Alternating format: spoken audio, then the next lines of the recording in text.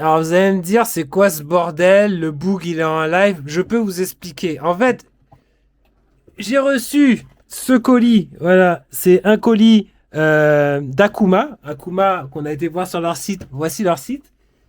Et j'étais en live. J'ai voulu ouvrir le colis en live. Et dans le colis, il y avait exactement ceci. Regardez-moi ça. Hop, il y avait cette souris, la Otaku MO3, et il n'y avait pas que ça, parce qu'il y avait également la Seinen H01, qui est un casque sans fil. Et la particularité de ce casque, c'est que, bah, franchement, il coûte pas cher. Il est à 50 € sur le site de Akuma. Et la souris, j'ai pas encore regardé. Mais du coup, j'étais en mode en live en train de dire, ouais, mais je vais faire l'unboxing plus tard en vidéo pour YouTube. Mais sur Twitch, ils sont en mode, vas-y, non, on veut que tu testes, on veut que tu testes, on veut que tu testes, on veut savoir si ça vaut le coup. Donc écoutez, on est parti en live pour unboxer ça.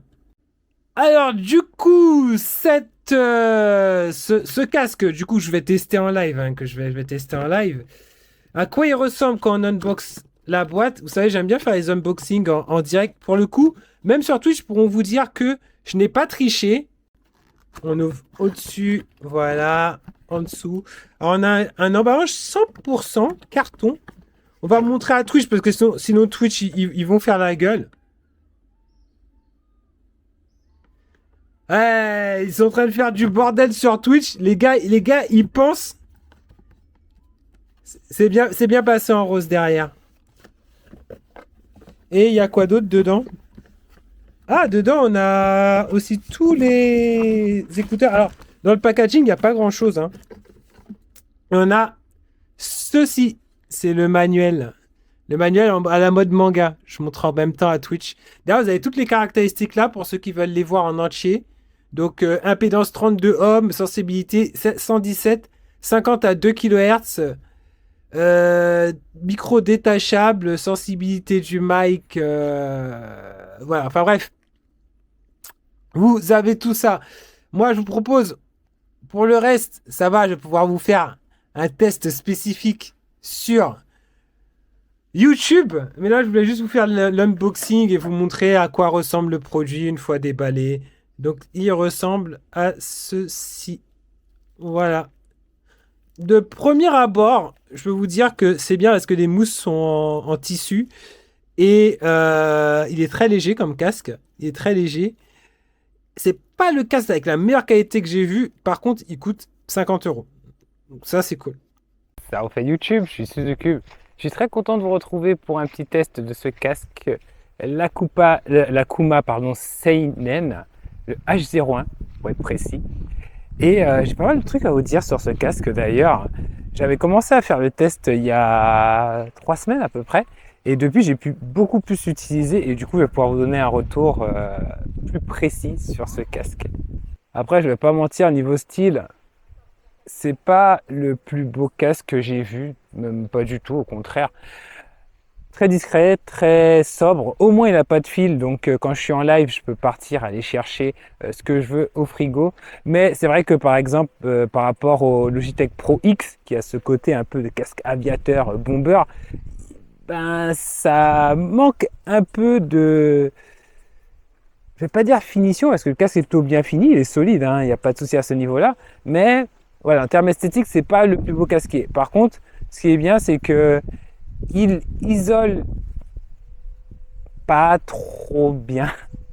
Je sais dire que je dis que ce soit bien, mais je veux dire, si vous aimez entendre votre environnement autour pendant que vous avez de la musique dedans, euh, à ce niveau-là, c'est pas totalement isolant, contrairement au Pro X, mais surtout, il est très lâche, ce qui fait qu'il n'est pas trop serré. Quand tu fais des heures de live, c'est vrai qu'il est agréable à porter sur la tête et il est très très léger du fait de ses matériaux finition. Il n'y a pas de métal dessus, mais du coup, il est très léger et en fait, ça en fait un casque qui est très pratique. Vraiment, il est agréable à porter, il est pratique. Et je pense que quelque part, c'est tout ce qu'on a d'un casque. Et surtout, il est pas cher du coup. Puisqu'on parle de 50 € pour le casque. Sans fil, qui fait Bluetooth, clé USB et en même temps qui a la prise jack, tu vois. C'est 2 fois moins cher que le casque de Sony, le Pulse, par exemple 3D. Sachant qu'il peut faire la même chose que le Pulse dans le sens où tu peux le brancher à la console. Par contre, au niveau des points positifs, il y a la spatialisation qui est, c'est de la 2D, enfin c'est gauche-droite, c'est juste de la stéréo.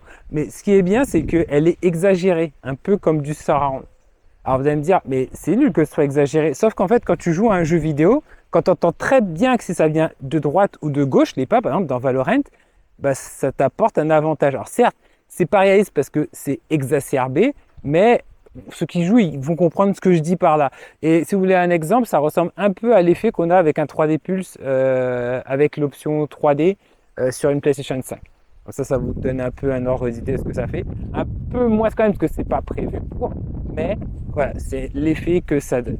Niveau autonomie, je sais pas trop quoi vous dire parce que en fait le casque souvent je le garde une semaine branché, pourtant je stream beaucoup et tout.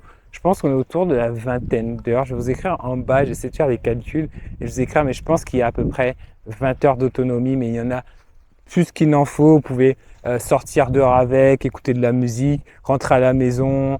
Si vous êtes genre étudiant ou que vous n'avez pas envie de mettre un budget de fou sur un casque et vous avez envie d'avoir un casque qui fonctionne sur votre PS5, votre Xbox, votre PC, votre téléphone en même temps quand vous sortez, qui soit pas trop voyant parce que c'est pas, enfin là il y a le micro, mais vous voyez je peux enlever le micro et c'est beaucoup moins voyant. Bah, c'est un casque très polyvalent et pour 50 euros, je pense que ça va être dur de trouver mieux en fait.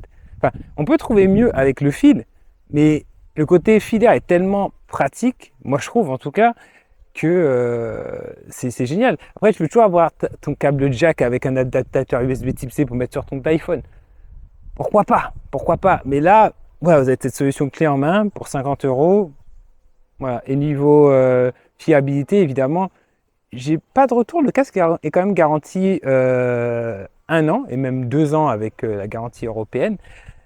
Et j'ai pas trop de soucis à ce niveau. Enfin, je ne vois pas ce casque avoir des défauts à ce niveau puisque la conception est relativement simple finalement.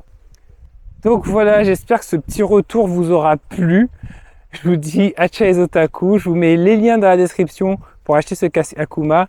Et il y a également une souris que je dois vous faire découvrir, une souris Akuma qui est aussi pas mal intéressante et qui elle aussi est à un prix agressif. Sur ce les amis, je vous laisse. Je remercie encore Akuma pour m'avoir permis de tester ce casque. Je vous dis Hacha les otaku. Merci Akuma pour leur patience aussi parce que ça fait un moment que je dois faire cette vidéo. Et je vous dis à bientôt sur otakugame.fr. Allez, ciao, bye bye!